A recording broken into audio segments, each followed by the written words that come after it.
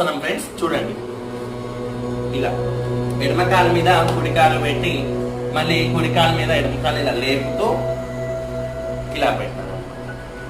ఇది పద్మాసనం ఫ్రెండ్స్. ఈ పద్మాసనం వేయడం ద్వారా మోకాళ్ళలో నొప్పులున్నా, మన పిక్కల భాగంలో నొప్పులున్నా కూడా నొప్పులన్నీ క్లియర్ మట్టు మాయమైపోతాయి.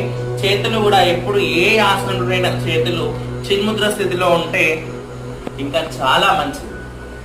ఏ ఆసనంలోనైనా సరే నడుము వెన్నుముక పొడుగ్గా నిటారుగా పెడితేనే మనకి బెనిఫిట్స్ అనేవి ఉంటాయి ఫ్రెండ్స్. చూడండి, ఇలా ఒక 5 నిమిషాలు ఉండి మనము ఓంకారం ఉచ్చరించామనుకోండి చాలా బాగుంటుంది. ఇప్పుడు ఓంకారం ఎలా ఉచ్చరించాలో చూద్దాం. కళ్ళు మూసుకొని